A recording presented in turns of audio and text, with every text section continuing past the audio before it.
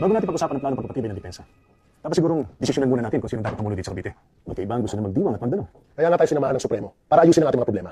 Pwede natin itanong sa kanya kung ano ang mas mabuti para sa Katipunan. Nasaan si Emilio? Walang galang na. Mataas ang tingin sa Supremo dahil siya ang nagpasimuno ng revolusyon. Pero kung sa pagpapabuti ng Katipunan ang pag-uusapan, sunod-sunod na pagkatalo ng Katipunan sa Maynila. Hinay-hinay lang sa pagsasalita, Baldomero. Halos lahat ng mga Kastila ay nasa Maynila. Kami ang sumasalubong at umaatake sa mga sundalo. At kaya kayo nananalo dito sa Cavite dahil wala kayong masyadong kalaban. Tama na. Hayaan natin siya matapos. Kailangan natin magtatag ng isang gobyerno. Ngunit ang Katipunan ang tumatayong gobyerno natin. Meron tayong mga batas na dapat natin sinusunod. Tandaan niyong lahat na hindi tayo aabot sa kinalalagyan natin kung hindi dahil sa revolusyon na inumpisahan ng Katipunan. Para maging patas at sa ngalan ng demokratiko, ating bigyang galang ang karapatan ng ating mga kapatid na kung sino ang karapat-dapat na maging pinuno ng ating gobyerno. Tayo ay magsagawa ng isang halalan. Kung magtatatag ng bagong gobyerno, walang ibang dapat na mamuno, kundi ang Supremo. Dahil siya ang nag-organisa at nagplano ng revolusyon. Madami tayong mga kapatid na nakipaglaban, nakipagdigmaan, na hindi naman kasapi ng Katipunan. Dapat lang nabigyan galang ang kanilang opinyon at karapatan upang malaman kung sino sa atin ang mamumuno. Nanganganib na ang mga bayan sa Cavite. Kung tiwala ang Supremo sa kanyang kakayahan, walang dahilan para hindi magdaos ng halalan at para marinig ang boses ng nakararami.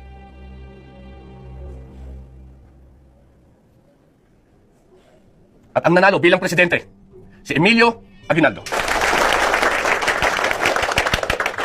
Magandang regalo ito para sa kanyang kaarawan. Dahil si Andres ang nakakuha ng pangalawang pinakamaraming boto. Marapat lang na siya ang italagang pangalawang presidente. Kailangan marinig ang boses ng karamihan. Sumasangayon ba kayo na si Andres na maging pangalawang presidente? Sangayon ako. Hindi sapat ang mga sumasangayon. Kinakailangan magsagawa tayong muli ng isang panghalalan. Bilang Direktor de Guerra, Emiliano de Dios. Bilang Direktor de Interior, Andres Bonifacio. Saglit lamang. Hindi maaaring hawakan ng isang hindi nakapagtapos ng abugasyang posisyong ito. Alam naman natin lahat na si Andres Bonifacio ay hindi nakapagtapos. Ano sa tingin ninyo? Magagampanan ba ito ng isang taong walang pinag-aralan? Tiwana! Kanina mo ba ako iniinsulto? Hinahamon mo ba ako? Halika magplano tayo! Supremo, harapin mo man! Huwag mong gagawin yan. Andres, wag.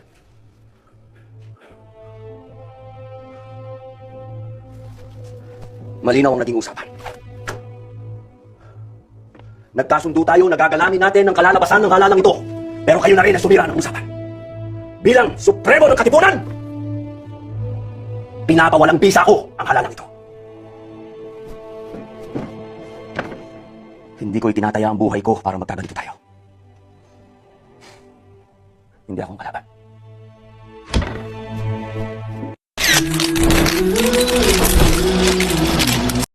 Controversies and conflicting views on the Tejeros Convention. Today, I will tackle about an important event in Philippine history called the Tejeros Convention.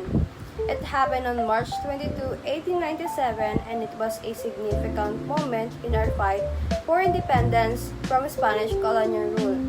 The convention was called by a revolutionary leader named Andres Bonifacio, who wanted to unite all the different groups fighting for our freedom, but things didn't go as planned. Because during the convention, there was a power struggle between the different factions. This led to tensions and eventually, the group split into two. One group, led by Andres Bonifacio, wanted to continue the fight for independence through guerrilla warfare. The other group, which is led by Emilio Aguinaldo, wanted to establish a new government and negotiate with the Spanish.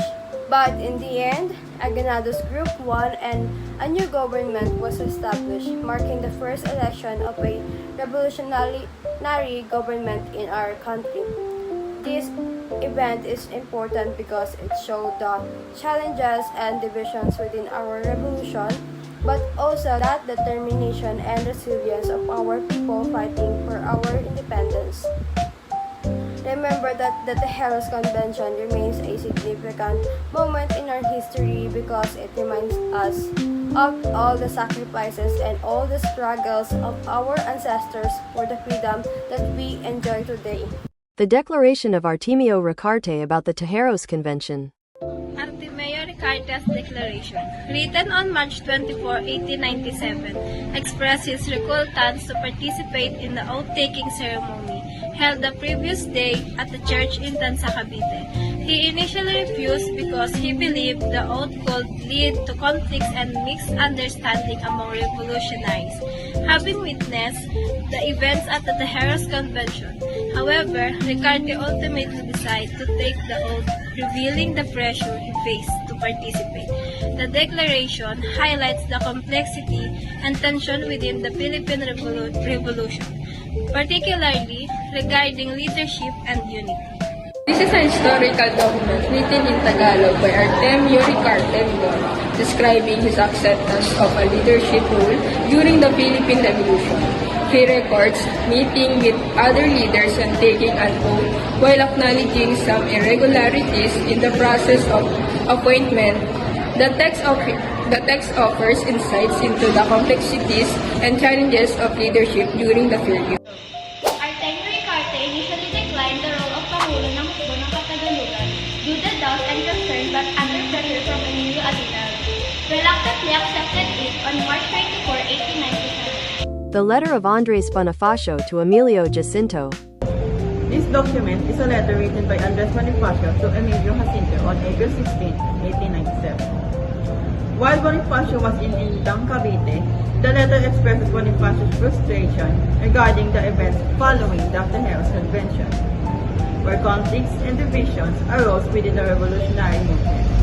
Bonifacio mentioned the treachery of some leaders, the lack of unity among the revolutionaries, and the challenges they faced due to disorganization and betrayal.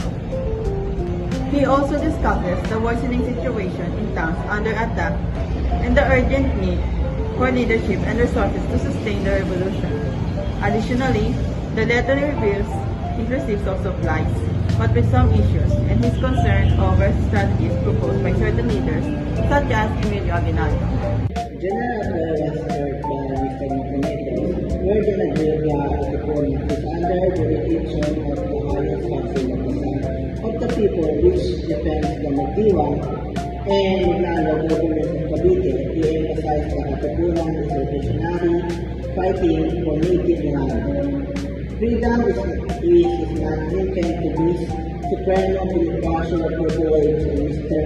Lumbreras, the presenting officer, refused to resume his role as a chairman. He assumed the chairmanship and state the Katipunan aims to establish a new overall government, but emphasized effective all decisions and it abide by the majority wishes. The Tejeros Convention held on March 22, 1897, in the Tejeros Cavite was pivotal event in Philippine history during the revolutionary struggle against Spanish colonial rule.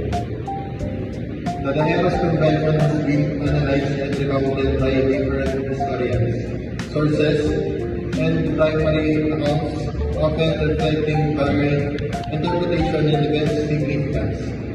The dynamics of leadership and the consequences for the Philippine Revolution. Both primary and secondary sources are essential for understanding the Tejeros Convention.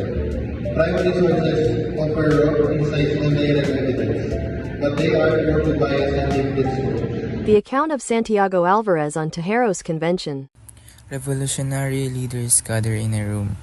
Lumbreras stands to open the meeting. We must decide what kind of government we will create. Before defense, let's choose the type of government, democracy or dictatorship. The Katipunan fights for freedom and equality. We want a government for the people.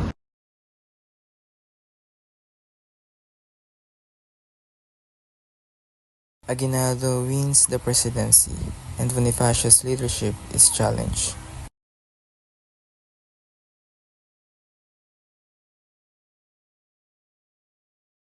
The position should go to a lawyer. We must respect the will of the people.